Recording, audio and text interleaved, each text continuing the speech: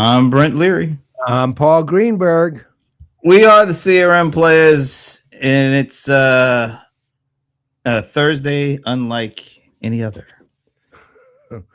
Other than the day itself, which is like every other. Yeah, I like that.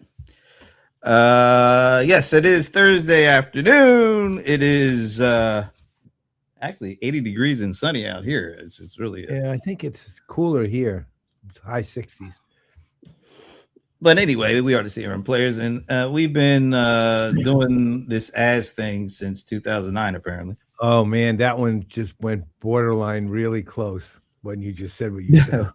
I made sure I had the zip. Yeah, it was starting to sound a little bit like. No, I'm gonna make. We can't have that issue. Yeah, it went. Well, you went border on that one. It would be very bad if we were to do that. But anyway, speaking of things that are not bad but actually good, I don't even know what just happened there, but I know this is gonna happen. The moment is Finn. Ooh, oh. We're back in the world of Estonian or Finnish or something like that. Well, maybe not actually. Sort of the accents over and above. I'm gonna have to ponder this one. While you ponder that, as right, I told you it was too close. It was bring the as, whatever that is. That's what we apparently bring. Wow, this one's tough. It looks similar to something else. No, that's the thing, but it's sort of borderline between like the Finnish, Estonian kind of language set, and on the other hand, could also be some permutation of like Turkish too. See, that's the thing. It's kind of in between. Makes it really tough. Oh, see, Finn is giving you a hint there. Well, I know it's I mean I know I'm in the Finnish Estonian side is where I'm going on this one, but the Finnish Estonian side, is that what? Finnish is that's no, the Finnish is yeah. I'll you know what, I'll throw Estonian in, but only because this doesn't quite look like Finnish to me. It may be, but I'll go with Estonian anyway. Even if I'm wrong, I'm close, and I know that. So he's going with Estonia, Finn. So now it's look, even Rebecca is getting in on this. She's going with Norwegian. What about Patrick? Patrick, have a guess there, Rebecca? Let us know. All right, Finn. So we're waiting with bated breath. Although I don't exactly know what bated breath is. Do you know what bated breath is, by the way? I think bated breath. I think it has something to do with like that. That's bated breath. That's more like a gasp. No, okay. I mean, it's just a holding it. Northern Sami. What the hell is that? Not know. Northern. He's gone to dialects. Where is Northern Sami at? It's a dialect, I'm pretty sure. Please tell us more. I have no idea what the. I would have been more in the line with wolf. It's across Norway, Sweden, and Finland. Finno-Ugric branch of the Uralic family. So you had some of that. You had Finno-Ugric. That's what it is. I would think that you would get points for that one, since you did mention Finnish. Well, I was in the right ballpark, and I knew it was a Finnish derivative, but I didn't seem to be Finnish. It's finished now. Yeah, well, I'll be here all week. I won't. Anyway. All right. Well, I'm gonna give you credit for that one, because I'm gonna give Sven some credit. He's digging deep now and he's getting there. I still would like to know Northern challenging stuff, man. All right, he says Northern Sami.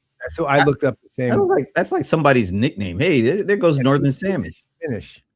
Northern Sami is the largest Sami language. I don't even know if Sami is, if I'm saying it right, but Sami. Spoken by roughly 20,000 to 25,000 people across the northern regions of Norway, Sweden, and Finland. What did you have for lunch? I had Sami salami. Why is Bob barking at us? What is going on here, Bob? Patrick, maybe? Yeah, but that you can't be taking Patrick's answers. That's not good. No. That is definitely not good. All right. So I'm going to give you credit for that one. That was Thank you. because I heard the word Finnish. I was in the right family of languages, which is what I was saying. Really, I knew that's why I went with Estonian, because I knew it was the family, but I didn't know it didn't seem to be core Finnish. It seemed to be some derivative of Finnish, and I couldn't. Northern Sami, I would never have gotten it, but I was at least, to Sven's point, so close. But yet so far. No, I'm just kidding. But You get it. You get it. So that's great.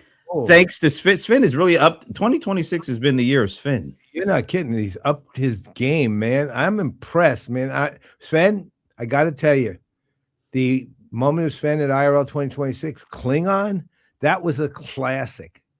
That was a genuine classic. I mean, you couldn't have had a better choice for that. And it was almost frightening that Kim, what was her name? Rometto. Kim Rometto got it in 1 second. You know what? What was even more impressive about that she actually works for a sports team. Yeah. Us sports kind of guys, we're not really that heavily into the Klingon stuff, but she was right on it. So yeah, I would, if somebody had said it, I would have gotten it right, because it's got that distinct kind of clucking sound. But yeah, I'm glad she didn't do any clucking. Well, it's not a real language anyway. It's really not a real language. So, but it was a brilliant choice. So Sven's on a real roll now. He is. All right, we got to get on a roll, because back on our roll. You know, it is an event unlike any other in the CRM industry. But before we get into it, we do have some housekeeping to do. But I don't know, man. I want to sound like Jim Nance. I guess. You need to get like ABC Wide World of Sports or whatever. Oh, man, when I was a kid growing up, I used to love the beginning of Wide World of Sports with the thrill of victory and the agony of defeat, and that dude going down the ski. Oh man, that was, I love that. That was rough. That was one of the best. I never even questioned, what was that guy all right? I mean, did he? I hope he was all right. But it was the agony of the broken arm. Yeah, that was some serious agony. The broken leg, the broken arm, and the cracked skull. Oh well, let us hope that he had a nice, speedy recovery from the agony of defeat. Anyway, so before we get going, we do have a couple of housekeeping items. I'm feeling a little comfortable now with that. All right, coming 2 weeks from, well, I guess that was yesterday, April 15th. Ron Miller, formerly of TechCrunch, he spent like a decade covering enterprise tech at TechCrunch, and he recently, over the last couple of years, started his own newsletter called Fast Forward. It comes out every Friday. It's great. Well, if you know Ron at all from his previous work, he's doing the same thing, but now he actually has a little bit more freedom to go places where he wants to go and write about things and cover things that he wants to cover. And so that's what he's doing with Fast Forward. And we are really excited to partner with Ron on his very first podcast. Did you know that? His very first video show. We like show. We like to say show. So starting in less than 2 weeks now, it's called Fast Forward on PPN. I mean, that took a lot of analysis, and we hired some serious. We hired 2 agencies to compete. We did, and they came up with Fast Forward on PPN. But anyway, seriously, we're looking forward to that one. And we're homeless as a result of the cost. Okay. We don't want to be homeless. One last thing before we move on to the event. There will be an announcement next week on Rated PG or Peach or the time and date of the first show with should be the guest too. And we just want to mention one more time, we actually have a publishing arm. It's called PPN Publishing. I'm glad I didn't butcher it like I did last week, so that's good. Yeah, but it works. It works. And our very first author of our very first book that we produced or published, I guess that's the word, is our very own. Wow, that's a lot of R's, isn't it? Mm-hmm. Our very own Anand Thakur, who some might know as the Midas of Martech, others might know of the what I call him, the golden smog of CRM. Yep. He's also the voice of PPN, but he's also extremely into the whole VC PE spot. He works for a lot of those different companies, but he's also a gamer, and he wrote a book called Multiplayer Mode, where he extracts lessons that come from his gaming experiences that he thinks that B2B enterprises could really leverage to build great engagement with their customers. So yeah, I mean, it actually goes through and the legitimate ways of driving value, actual value, which he actually you'll actually see a pyramid, a value pyramid that he puts in, and he has he has a way of showing you how to use those lessons to from the left brain side. I'm on the right brain side of the game, but from the left brain side to actually gain impact and value from applying these approaches, techniques, methods, and even kind of looks at the way you look at certain things. So it's really a worthwhile book, and it's not long. It's 70 plus pages. And okay, I think if you use that QR code, you could go right to pick it up. And is it still like whatever you want to pay? Is that how it is? Yeah, right now? the way it's set up is that you're welcome to download it for free, but it also does say if you're willing to donate, please do. And ultimately, that's how PPN Publishing will support PPN Publishing, right? So, be generous, but it's but just be generous. That's a good way to end it. It's your book either way. Yeah. All right. Absolutely. So be on the lookout for that. That's a good thing. All right. So I believe this started about 5 years ago. Just a conversation. We already knew the person that was going to be joining us, and we both liked them, independent of each other. Right. We just both.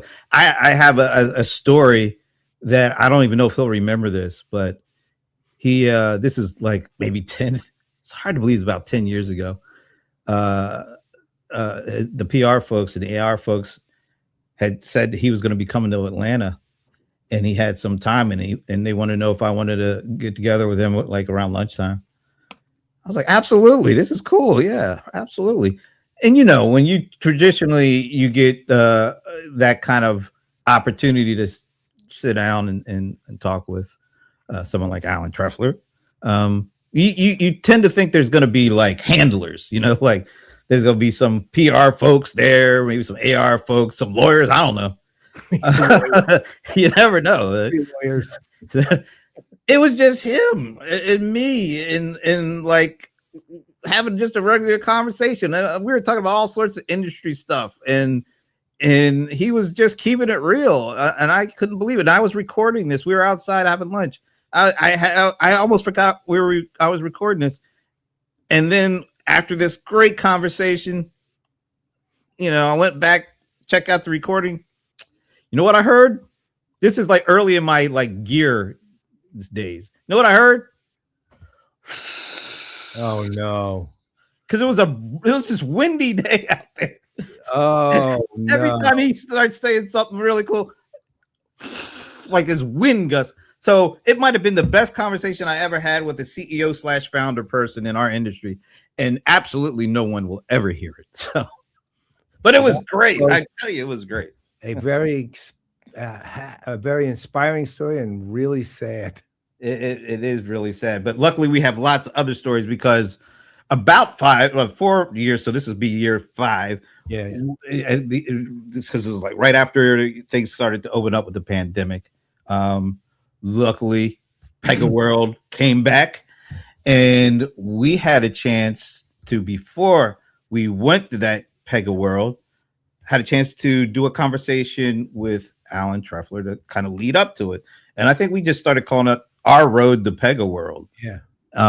And conversation just went so good, at least from our perspective. We were like, yeah, we enjoyed it. I hope he did. It actually led to him coming back the next year. Matter of fact, let me show you what we got here. This is the first year we did it. And the look on his face was a bit menacing. Yeah, I remember we were scared. I was kind of scared. Knew the guy, and we were frightened. Yeah, I had never seen that side of him before. So that was our promo for the very first year. Notice there's no road to PegaWorld. It's just Alan get ready to move a chess piece there. Next year, apparently we had breakfast with him. We did a show in the morning. Do you remember that? No, I don't. To me, we always do it on Thursday at 3, and every show I thought was then, but look at that, Wednesday at 9. No, the first one was Tuesday. Then we got to Wednesday. We're moving into now in 2024. We finally got it right. It was on a Thursday. Look how much better that looks too. The whole thing. It does look good. It does look good.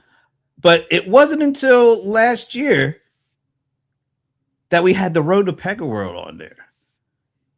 Ironically, Alan looks the exact same in every one of these promos. He hasn't aged a day. And then today, look at he looks so happy. He's got a chess piece in his hand, and night. And we're on the road to PegaWorld 26. That is amazing, right? The company's been around 42 years now? Something like something like that. 2 years. So what was 17 and he's been on 42. Yeah. So last year I kind of put a little what do you call that? Like a mashup or something like that. Oh, yeah.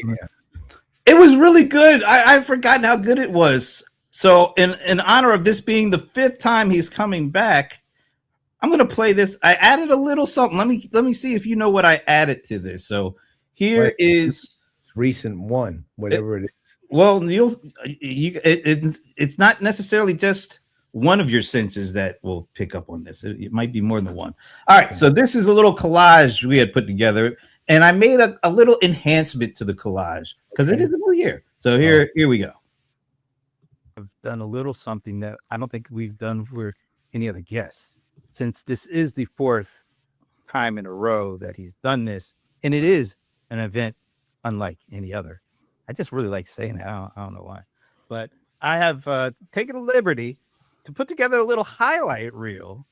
Whoa! We like to call the best of Alan Trefler. The highlight reel within a highlight reel. The Grand Master in chess when he was younger, and you can see that if you made a wrong move, he would eat you alive by this picture. You think I was gonna bite that hand on that? I was frightened. Just looking at the clips from 2021 and 2022. Alan, have you left that room in 3 years? It's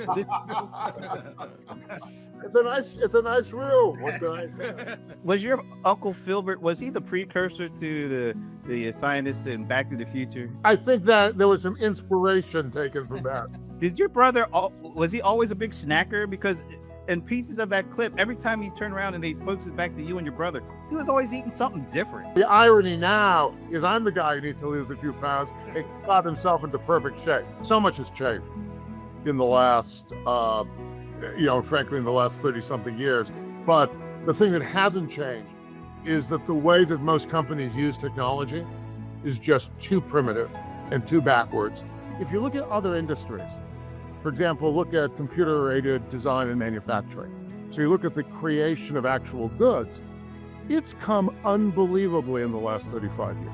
In software, it's all BS. We've made it harder and more complicated to engage customers or build back-end systems or hook it all together. And we've been very careful, unlike a lot of companies in this business, to not just go out and acquire a bunch of crap. When we buy something as a company, it's because it's consistent with that end-to-end vision. My first 2 customers who went live in 1984, God forbid, are still customers to this day. Metaverse, is this something that people should be focused on in the near term, in the long term, at all? I think that the key part of that phrasing is averse. That still gets me, man. All right. That was very interesting. Multiverse, man. But did you know what was different this year that I added? Play his flashback. No, not that. the music from the Masters. I was. Wow. Oh, good. Copyright violations. Well, that's why we had Alan talking over it the whole time. So No, I was so focused on the visuals, but the flashback thing's really good. I like that. oh, I love the flashback, and guess we'll be doing flashbacks for years because guess who's with us today? And I know there's some. I know this is going to be a big surprise to everybody, but is the CEO and founder of Pega Systems? We like to say Pega. Alan Trefler is back. Oh, and a new room. Man, he's not in that same room. Look at that. Wow. Hey, how you doing, sir? I escaped from that room. They let him out. Are you sure they didn't let you out? You know, gotta be Fall careful. through the window. Yes. Well, first off, thanks again for this is the 5th one in a row. I mean, who would have thought that first conversation would lead to a tradition unlike any other? Right. I mean, this is like Thanksgiving every year. Well, it is a treat. I also have a real fun fact for you. That guy on the agony of defeat, apparently he walked away from it. He did? Whoa. Wow. That's what they said. They said they wouldn't have used it if it had ended like it looked. So I'd be calling that the feel thrill a of little better now. I feel a little better now. I can enjoy it. You know even what? more so now. If he walked away from it, I'd call that the thrill of victory. Yeah, because that was quite the spill. That was oh my God, it was like nightmare fall. So I got a question for you, and it's like, so now we have AI. You know, you said in one of the clips or way back on how everything, you know, we make things harder than it needs to be, et cetera, et cetera. And now we have the advent of AI. Are things still harder than they need to be? Well, we're in a moment of tumultuous and really, I think, in many ways, unprecedented change. The industries are changing, customers' expectations are changing, and I think there's so much noise and hype.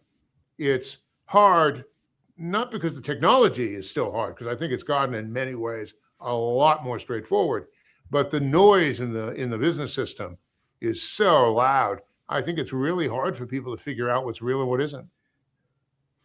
So, I know one thing that I'm going to put up because I was checking out your LinkedIn there, and you had posted this a couple weeks ago about this article on what coding looks like in the age of AI, and I see you talking a lot about this aspect.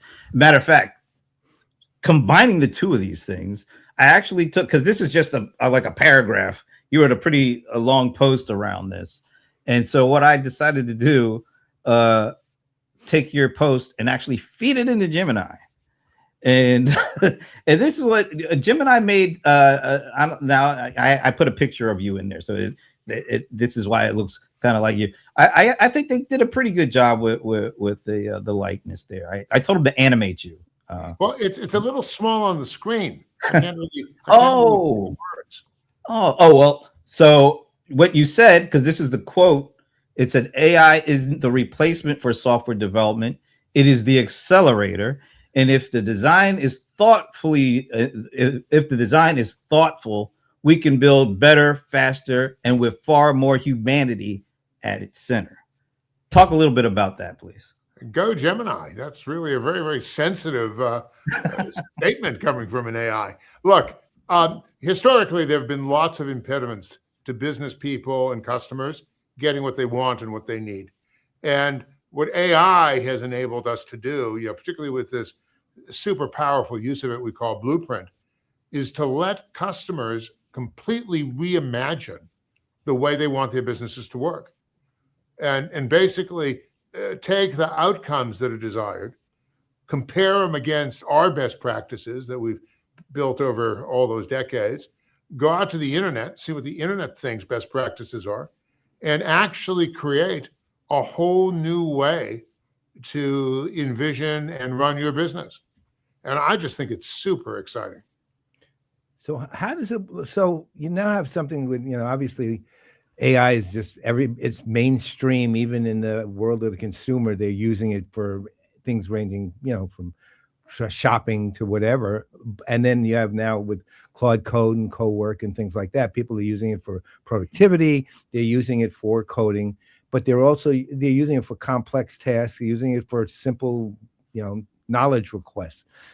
So, but it's become just a mainstream part of how people run their, do things in their life. That said, you've had Blueprint now for what? This is the 4th year or the 3rd year? Well, it really came onto its own the beginning of last year. Okay. That's when it really hit a critical mass. And, since then, we've actually had a couple of 100,000 blueprints created, which for us is a mind-blowing number there. And the level of enthusiasm I see is palpable. I see customers really feeling like this is doing something for them that they couldn't have done themselves. And part of it is, there's AI that you can use as a knowledge worker to go research something, to learn something, to be creative, and that can be tremendous. But there's also AI that wants to be harnessed and be able to bring together the right sort of practices.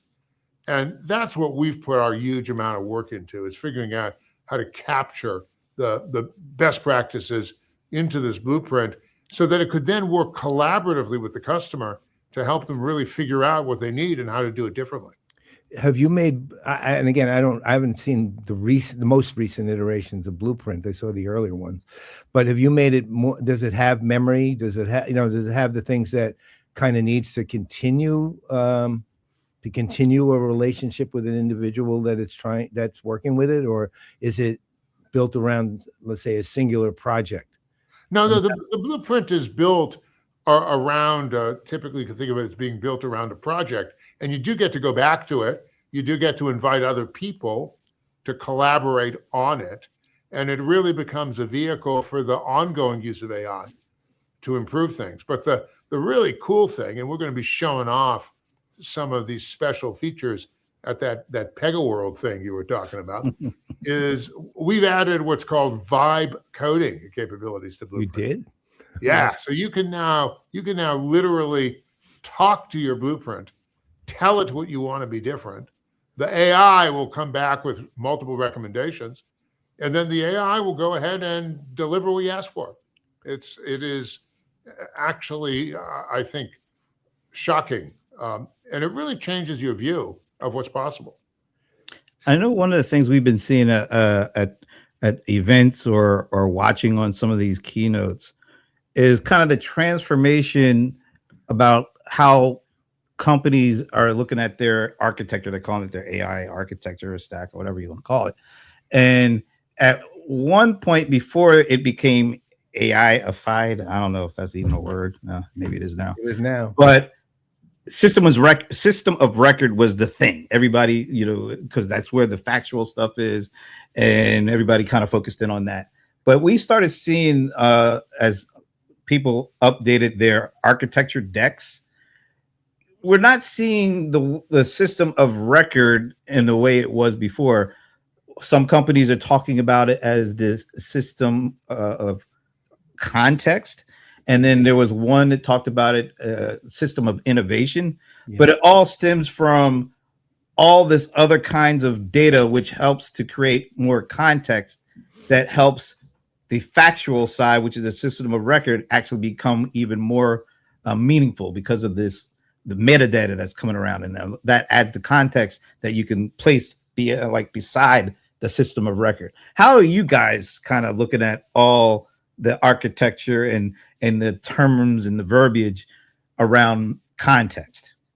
So I think that systems of record become leaner in many ways and less sort of monolithic, which was always one of the enormous architectural weaknesses.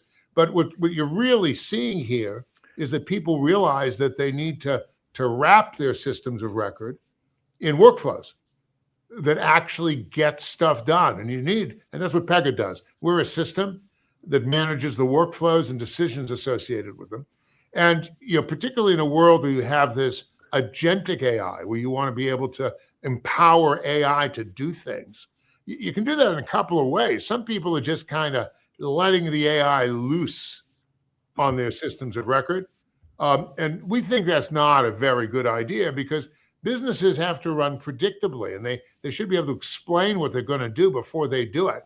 And so to do that, we think you got to use the AI at design time. Don't just throw it in to the production system. Use the AI at design time to figure out what an optimal set of business processes are, what the criteria you're going to use, and then at runtime, you execute those to the extent you can. And you use the AI at runtime just to do translation and semantics or to do something that you couldn't do at design time.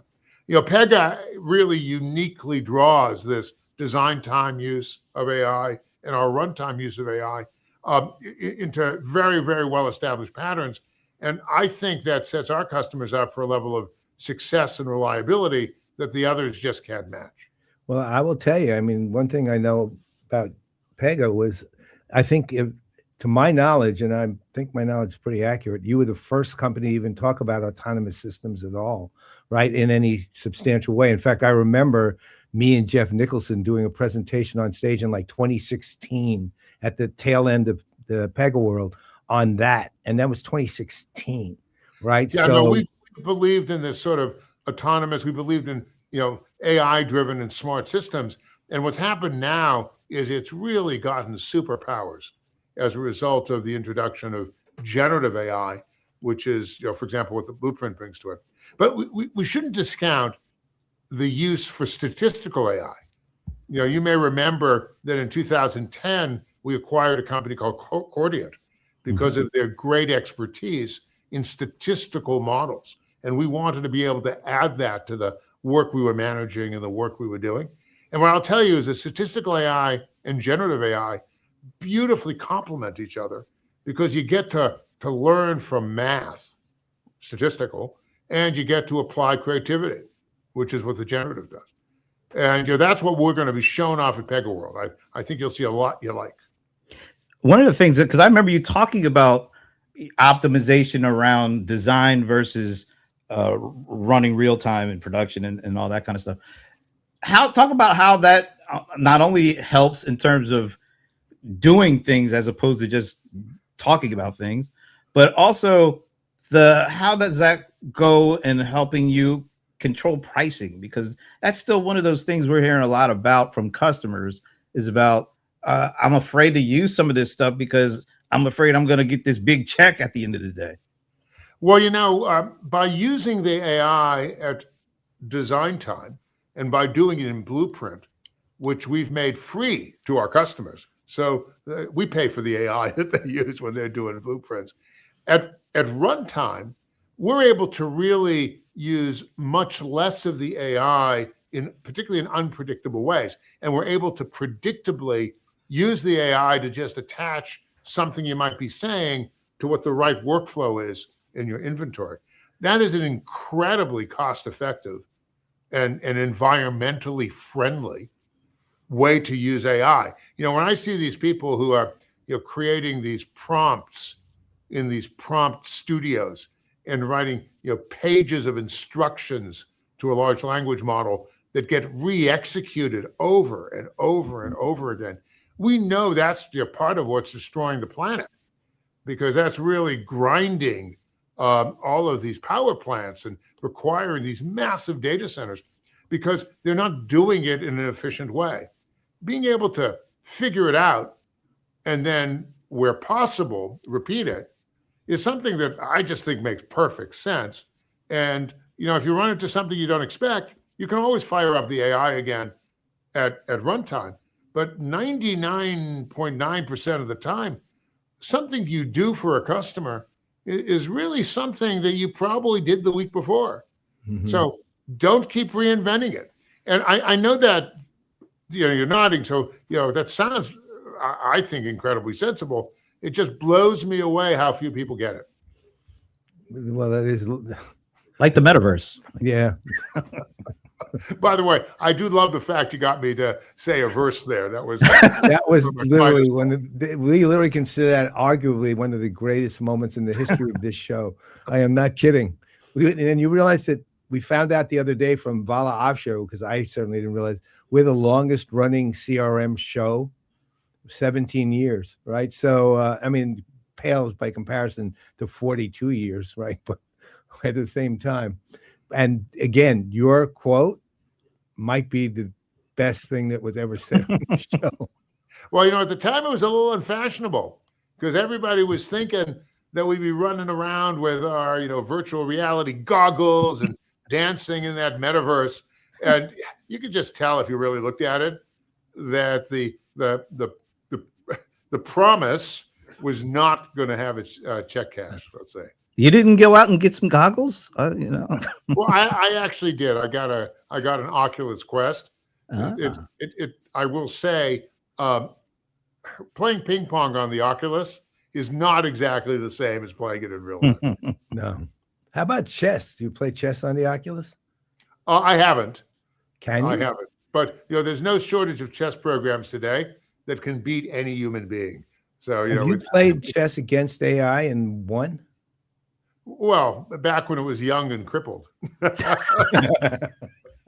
Now that it's grown up and fully realized, I guess that's the The reality is that the some of the AI programs that are out there, some of the chess programs that are out there, are staggeringly highly rated, and it's true that I mean, like Chess Federation rating thing. I'm sorry, like an actual Chess Federation rating.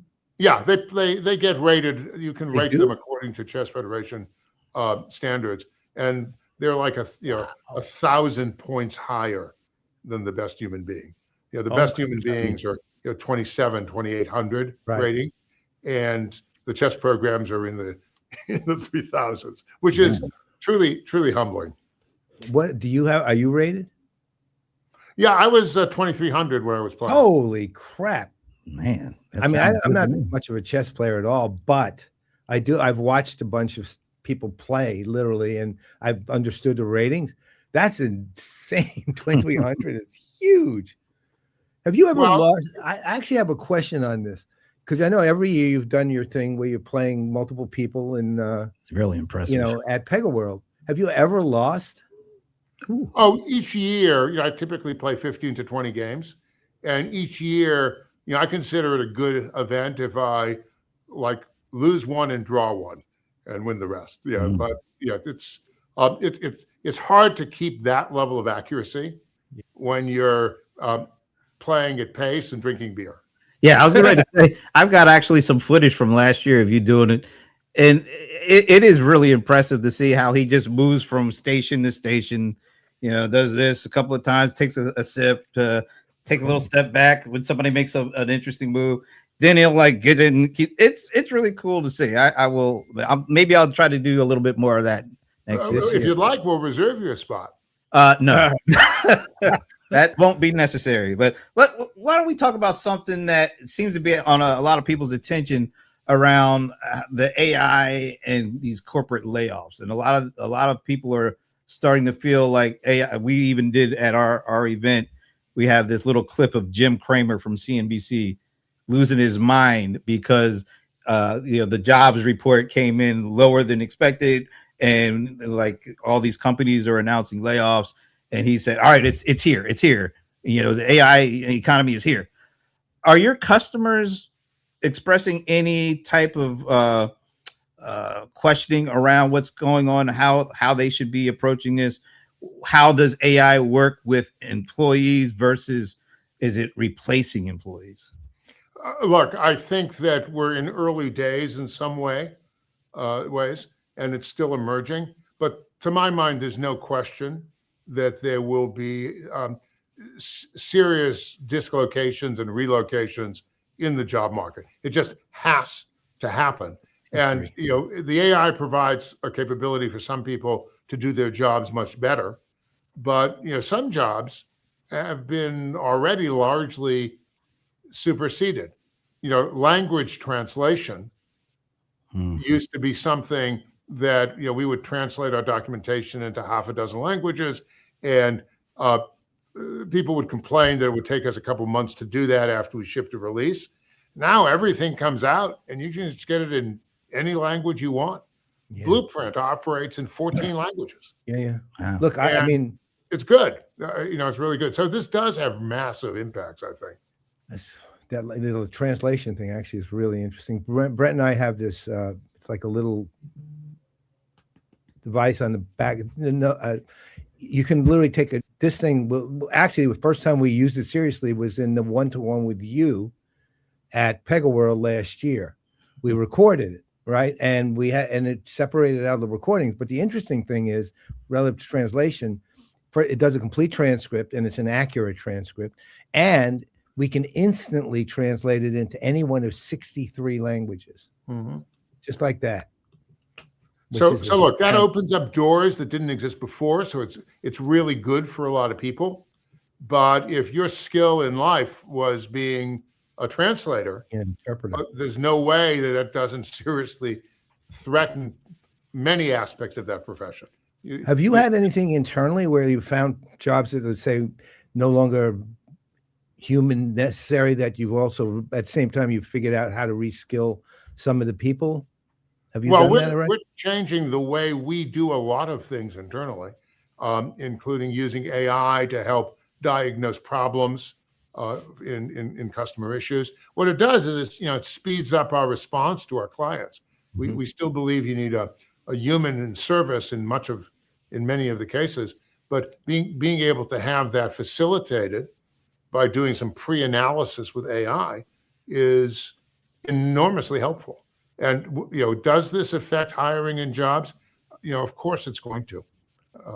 But there's so much opportunity that comes out of it as well, that we need to be able to just have a sensible balance. Do you think there is, when you think of like the race for AI supremacy or hegemony or whatever you want to call it, where does regulation fit in? And do you think it should be regulated at the federal level or at the state level? So I think whatever regulations have to happen at a federal and national level, because otherwise it's just going to be too hard for people to operate in concert with the laws. People access systems across state boundaries all the time, and it both gets very awkward and it can be very expensive if different states have different rules. So I think it's important that there be some regulation, but it be at a federal level.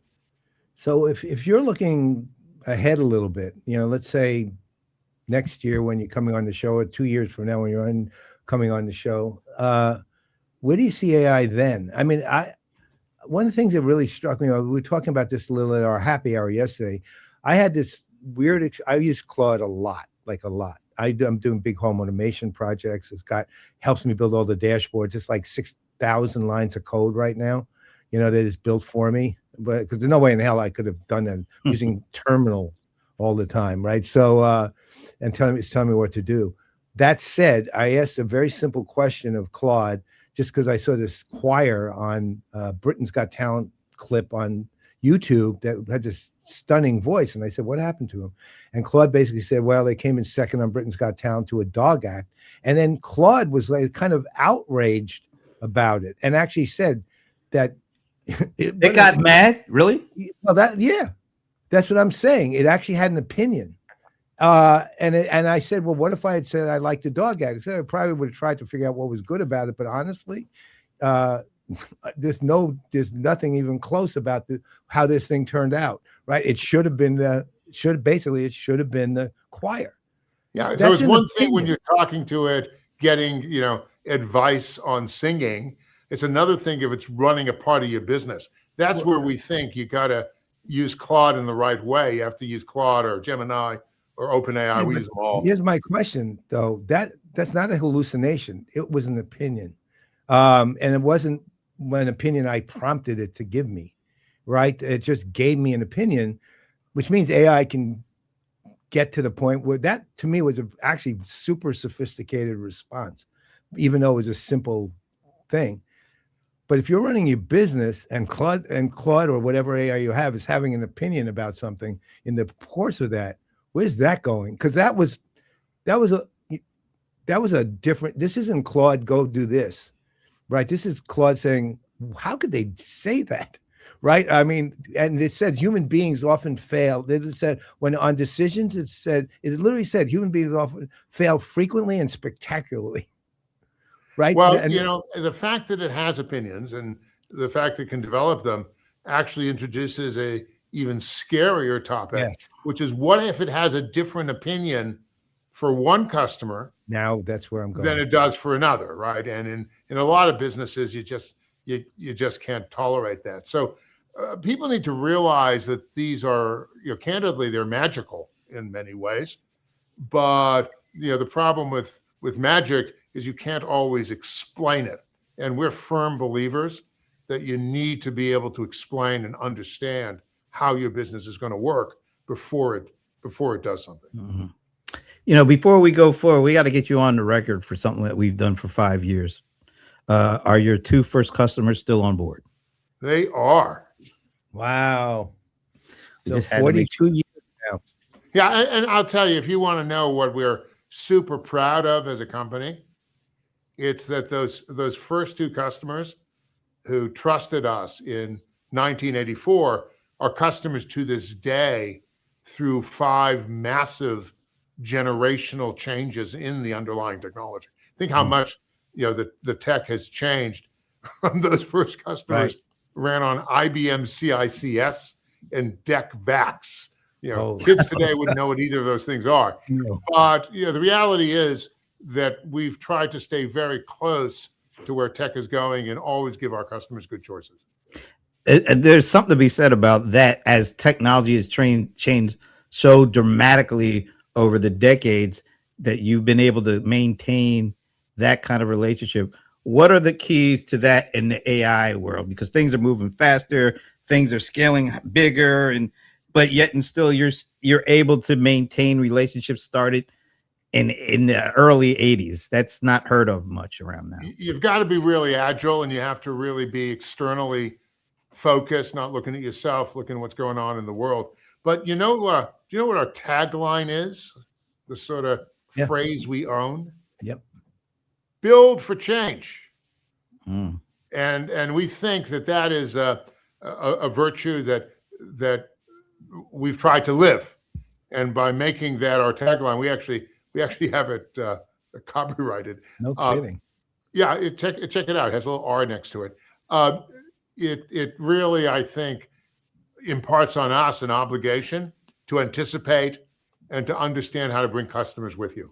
Well, the other thing that's very noticeable about what you guys are doing, with all the advances you've made and with Build for Change as a tagline, you're still very true to your core. You're literally very true to your core from day one of the business to now. I mean, I remember you back when you were, BPM and all that universe, way, way back. And then Cordiant I came into meeting you guys because of the Cordiant acquisition and CRM and so on back then. And all the people who were at Cordiant and we used to. Wasn't Francis Harden there when that? Yeah, I think he was. And I think even Ray Gerber was at Cordiant back then. Wow. Yeah. So, but you've never really wavered. You've always been centered. And that to me is a real asset, because I've seen people go through these wild swings of business models without any explanation. Again, one of the things I've always thought strong about you was your ability to keep that corporate narrative. I've said that for years, but it's also because you've always remained true to that.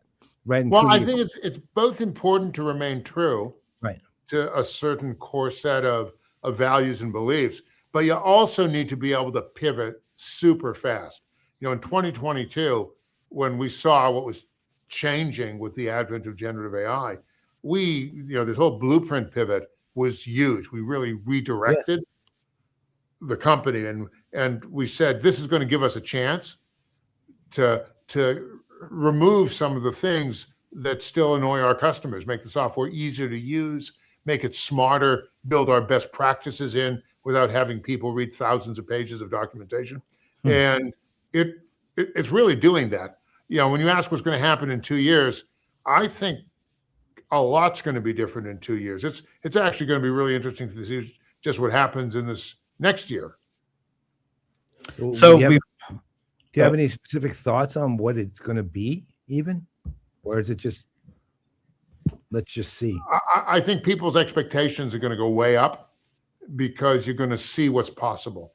I mean, what you're going to see when you come to PegaWorld, I'll ask you after you see the keynotes, but I think it will knock you over. It really is a stunning way to redefine and reimagine a business.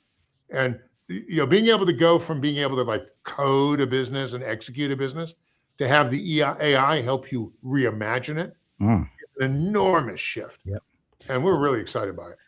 Speaking of enormous shifts, we're actually getting ready to segue into what we expect to see. But before we do, I gotta ask you, Don Shorman, he put up this post. Let me see if I can bring this up. That really, he starts talking about PegaWorld Agent Edition. Well, all agents all the time, baby. Yeah, why would you want anything like, human connection and networking or anything like that? And then I looked. Yeah, April. And 1st. He put it up April 1st. It was April. He's a humorous guy. He is a very humorous. Oh, he's awesome. You know what our name for him is? We call him Sure Man. The best part is I don't even think he thought of it. I think his agent did it. That could be very dangerous because if the agents are starting to think and put that stuff out there, maybe next year there will be an agent edition. All right. So what year, how many actual PegaWorlds have there been if you include the one that's coming up? Well, we've been doing it for about 30 years. Wow. Yeah, we've been doing it since the late 90s. That is absolutely amazing. It's look, it's a real catalytic event for us. Everybody in the company gets so excited about being able to show what they're working on, show what they're doing, and engage with with clients that I find it's a lot of work, but what it does for the company is great, and the customers love it. Is it because this is, you've been doing it for years and years and years. Is it easier to do it, or is it more difficult as the years go on? Well, I think some years are easier than others. I mean, the real question is, do you have, what sort of good stuff do you have to show? Right. In this environment with AI, there's so much to show that in some ways that becomes meaningfully easier, actually. Well, the other thing you've done so well with PegaWorld is you've made really good human choices, right? I mean, consistently, I know over all these years, I've always found that the best customer presenters are from PegaWorld, and they have been. It's been like at least 4 or 5, 3 or 4, I should say, most memorable customer stories on stage I've heard were all at PegaWorld, and the consistency of how you built it, people, and also you have employees like Don and Tara. Do you know Brent's nickname for Tara? No. Brent, why don't you tell him? Tara DeWow. She's amazing. I mean, but yet people like that who build into the whole environment and atmosphere of PegaWorld itself. I mean, you can't, it's not just the AI, it's the event itself and the kind of people who populate it. It's a remarkably good event at every level. And believe me, coming from all the events we've gone to, that we can even say anything's a good event. So many techie companies just want to talk about themselves. And what we really work to do with PegaWorld, with the outside speakers, is to have a customer come in and tell people what they're trying to achieve and what they ran into, how it worked, how it might have been better, how they expect to use it in the future. And, customer stories, I think, are priceless. Yes. Yeah. Well, again, the other side, you guys have done exceptionally well on that is you understood that not every, just because they're a customer doesn't mean they're a good speaker. Right. So you've actually got the customers who really know how to get on the stage and really know how to present to actual people. Right. So then I'm telling you, some of the best ever from you guys. Just it's pretty remarkable. Yeah. So what can you tell us about what's going to happen in a couple of months? Well, what I can tell you is that, the way that people think about changing their business is in the process of markedly changing. The way that people re-envision what they want to do for their customers and how they want to work with their staff internally. We're at a year of what's going to be unprecedented change in here. And it's the use of AI in the right way, the right AI for the right purpose, that makes that possible. How do you get your customers ready to do just that? You know, you got to talk to them. We had 2 clients come in yesterday, one internationally, one from the US, and being able to spend time with the clients, Yep. show them some things, and also you have to make it real for them. Yeah. You know, it has to speak to their actual real needs, which means that we need to make sure we're investing the time to get to know them. Well, we got a couple more minutes left. Paul, you got anything before we wrap it up? Well, I just wanted to make one thing clear, that I am happy the Red Sox are off to a terrible start. That I'm sorry that the Patriots had a good season, but glad they lost the Super Bowl. And I'm hoping the Knicks beat the Celtics. You know, I would expect no less from you, Paul. Thank you. I just wanted to be, we can't leave those things unsaid. That is true. I'm so glad you brought it. Because the one thing, there a couple of years back at the analyst session the night before PegaWorld started, you have all, like Don and Rob and a number of folks are presenting. And I will never forget this. This was a Sunday night during the Celtics were in the NBA Finals. And as Don is trying to present to us, This is awesome. I could see he had his phone at a strategic position to be able to keep track of what's going on with the game while still presenting about all this AI stuff. I had to give him credit for that. I was about to say, we kind of appreciated that. We did appreciate that. It really was something I couldn't help but I had to admire. I had to give him some credit for. So there you go. It sounds like you busted him, so that's good. All right. So last question. What do you want folks that come to PegaWorld 26? What do you want them to take away and go home and do after they experience it? I want them to understand how using AI right can help them materially change their business and to really raise their expectations, but at the same time, make those expectations real. And there you got all the Boston sports fans have come out of the woodwork. All of a sudden, we get Oh my God. Boston sports fans Back to back. Ugh. Well, I can't see the comments, but I'm glad that they're stepping up. Well, you should be able to see them. Well, he's in a new studio. It looks like so. He You've seen StreamYard, right? We'll figure it out later. But Alan, first of all, thanks for doing this 5 years in a row.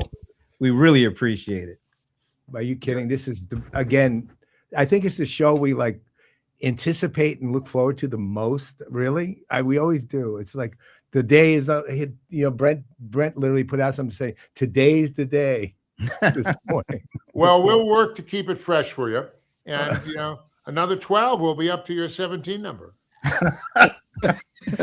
Yeah, we'll have to figure out something because I'll be in my 90s at that point, so I'm not so sure. And we're officially retiring the metaverse. We will not speak of it ever again. I don't think. All right, Don. Alan, thank you. We will see you June 7th to the 9th, right? Looking forward to it. That is right. In Vegas. And it's going to be hot in many ways. All Big right. hug, sir, for you. I will hug you in person when I see you. All right, Be good, guys. All Take right. care. That is always so much fun. I know. It's literally, I'm not kidding. It's like you just come out so happy when the show's going on. It's just not, that's my favorite. It really is my favorite show. Well, it's one of those where, we are able to get a lot of really cool people, a lot of people we love to hear from, talk to. Sometimes we get the question, what are you going to talk about? What are you going to ask? That has never been the case. Never been asked once on that. Never been the case. And we have never had him. I've never heard him say, sorry, guys, I just can't answer that. I've never heard that before. Alan has no problem with anything ever. He really doesn't. I mean, he just goes because he knows what he believes, and he knows what he's saying, and he knows where he's paid attention. Doesn't need to understand what somebody might come at him with. He can handle anything. Yeah. So once again, PegaWorld, June 7th to the 9th, Vegas. I think it's MGM. Is it? Yeah, it's the same. MGM Grand again. MGM, June 7th to 9th. You know what? There's so many good people, customers, but the folks that we get a chance to talk to more than a little, like Elena Ryan, one of our favorites. You know what? There was a post today from Joe Richardson that scared me because it started out like, after 18 years, and I was like, oh no, she cannot be getting ready to leave Pega right before PegaWorld. And thankfully, she's just moving to a new challenge within Pega. Oh, okay. So I was like, oh, I wrote, I said, please tell me, you had me scared. She said, no, I will see you and Paul in June. I'm looking forward to it. I mean, I'm not going to conferences anymore, but this is one I really enjoy when I go. And I really do enjoy it. And I'm very excited for this. Yeah, and we're going to get a chance to see Tara DeWow again. Yeah, well, she's got some plans for us. She killed it at IRL once again. Yes, she did. She's like, anywhere we go with her, she kills it. She just does. She's one of the best people in the entire industry. She was saying, you really need to talk Elena into me tag teaming with Peter Vanderpoot because we're like buddies. I'm like, oh, sounds good to us. I mean, we'll talk. We'll be talking to Elena to see what we can cook up when we get. I know Tara has a bunch of ideas on what she wants to do with us. She said, so we'll see what they are. Yeah, and partially that is giving you some good coffee, apparently. So I mean, she is a absolute champ. She's like a super deep kind of coffee connoisseur. And so she recommended this coffee to me from Cafe Vita, V-I-T-A, one called Queen City, which is the one I've had. I bought that. She sent me that about 6 months ago. I'm pretty much out of it now. Another one called Theo, which I haven't opened yet because I'm finishing Queen City. And I'm telling you, it's the best coffee I've ever had in my life. And I'm not anywhere near the connoisseur she is, but wow. Her name is Tara DeWow for a reason. That she is. All right. So we will be out in PegaWorld doing some recording, maybe some live shows. We'll figure it out. And we will definitely let you know. Ooh, we got LinkedIn user, whoever that is, saying we are ready for you. Well, somebody from Pega. I would assume it's somebody from Pega. We will find out. A really frightening stalker. We don't have stalkers, so it has to be somebody from Pega. But let me see if I can find out who it is. I can't get to it quick enough. Anyway, we will keep you updated on as things solidify. We actually know what we're going to be doing and who we're going to be talking with. I would love to be able to talk to as many people as possible there. Plus, I have to go. I think I need to do for the third year. I got to go to that technology pavilion because 2 years ago I did my first blueprint, and then last year I did some additional things that they added to it. So I will definitely try to make sure I go and check out whatever they have going on this year. So I have like a trilogy kind of thing. Wow. Yeah, I like that. The Blueprint Trilogy. That's the name of like a spy book. The Blueprint Trilogy. Yeah, it's the name of a book called a spy book. Who wrote that? You. The spy book? It's John Le Carre or one of these other spy master. Oh, things. Okay, cool. Or Robert Ludlum. Ooh. Whenever I hear his name, I think of Red Rum, which is, from The Shining. The little boy was that is movie Murder I backwards. So. stand. Anyway, so we will keep you up to date on that. And next week, I believe, because I'm going to New York, I think we're going to be doing a watch party for yeah. Oracle AI World New York City edition. Yes. I haven't been to New York City in a pretty long time, so I'm kind of looking forward to that. I'm not looking forward to the airport, though. I'll tell you that right now.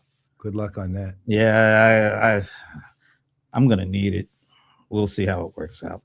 Anyway, on behalf of Alan Trefler, I'm Brent Leary. I'm Paul Greenberg. We are the CRM players, and once again, we cannot end until we say hello.